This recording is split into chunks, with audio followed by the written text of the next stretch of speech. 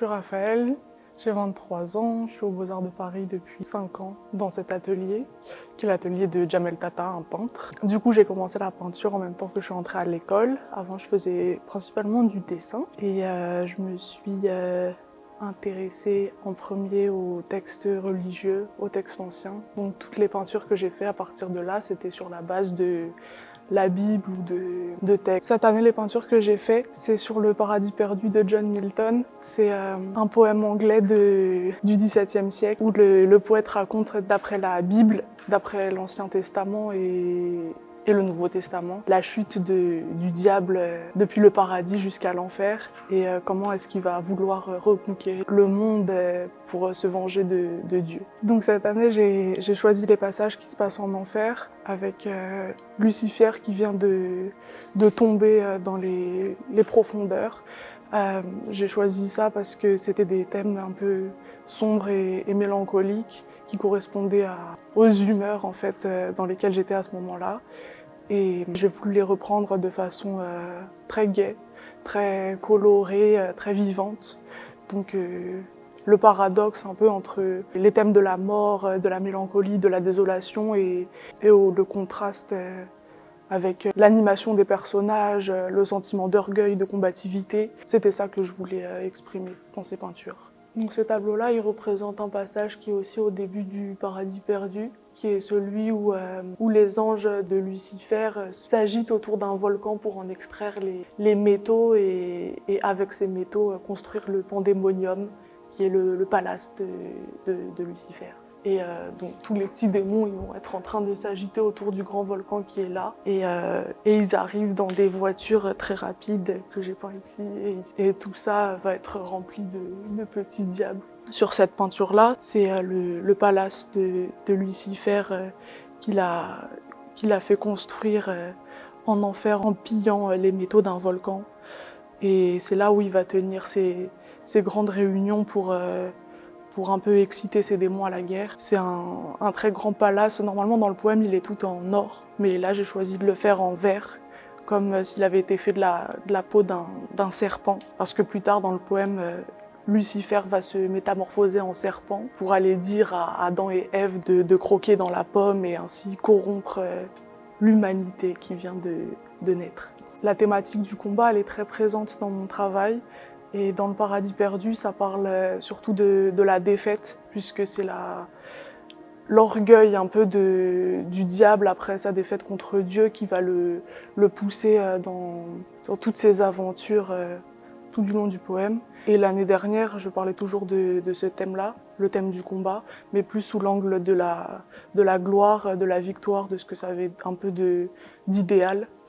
Et j'étais partie en Thaïlande pendant 6 mois l'année dernière, où je me suis entraînée dans une salle de boxe et où j'étais allée voir des combats de Muay Thai, parce que c'est une autre source d'inspiration. J'avais fait ce portrait-là, qui est le portrait d'un boxeur thaïlandais qui s'entraîne vers Bangkok. Il s'appelle Super K Sitmonchai. Il a changé de nom. Quand je le connaissais, il s'appelait Montien. Et donc il combattait régulièrement pour une organisation qui s'appelle le Max Muay Thai à Pattaya. Et je l'ai représenté en portrait dans le ring du Max Muay Thai avec toute une foule derrière, en dévotion, très attentive et très, très respectueuse. Et je voulais que ce soit un portrait direct par la frontalité du personnage et très, très douce aussi, enfin un portrait très doux parce que son expression est super calme.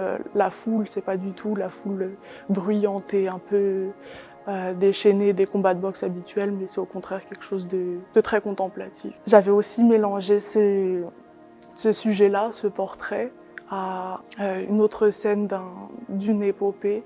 C'est le Mahabharata. C'est une épopée indienne de l'Antiquité qui parle des aventures d'un demi-dieu qui s'appelle Arjuna, part en guerre avec ses frères contre tous ses cousins. Et c'est ce personnage-là, du coup, qui est représenté. Au moment où, dans une arène, il va rencontrer un de ses rivales et où ils vont pas s'affronter physiquement, mais où ils vont se toiser et se mesurer à distance.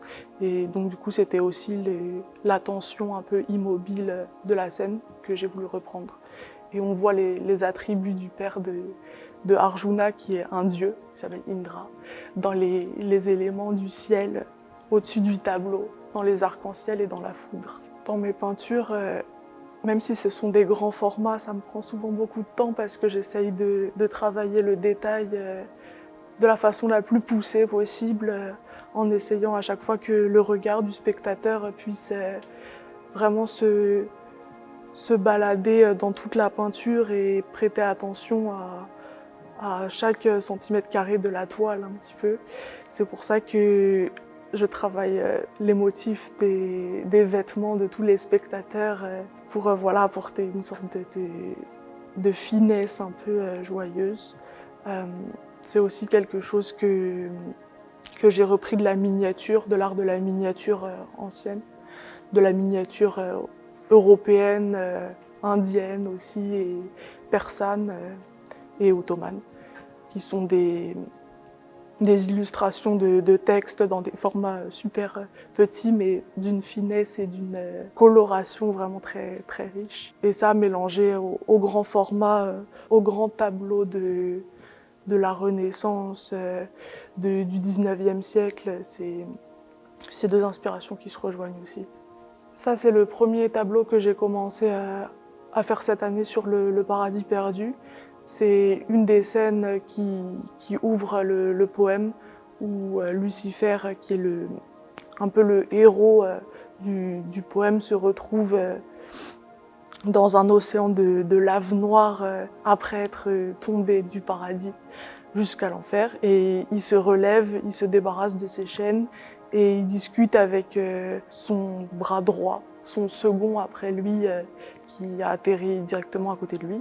Et il reparle directement de leur projet de reconquête. Et avec ce tableau, il y avait aussi une scène de Gomorrah qui m'avait beaucoup inspirée pour ce sujet-là. C'est celle dans la saison 3 où Savastano et Chiro, ils se retrouvent dans une chambre de l'hôtel de Chiro après avoir subi beaucoup de défaites, et où ils reparlent de comment se restituer tout en haut de la mafia.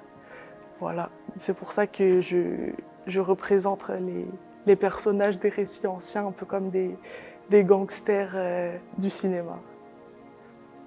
Les artistes qui m'inspirent le plus, c'est des artistes dont je reprends un petit peu les thèmes, comme William Blake, qui est un peintre, un illustrateur et aussi un poète anglais.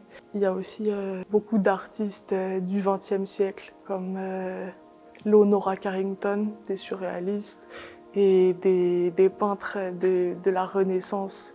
Mon style en peinture, il est purement figuratif, parce que c'est l'illustration de textes de manière très littérale, du coup figuratif, où on peut lire des histoires à travers ce qui est représenté. C'est souvent des personnages que je représente et parfois des paysages avec toujours une présence humaine, diabolique en tout cas. C'est un style assez minutieux, ou même quand je travaille dans des grands formats et des longs tableaux, je veux toujours aller au plus loin dans le détail. Je m'inspire beaucoup de l'art médiéval et de la miniature, c'est aussi très coloré.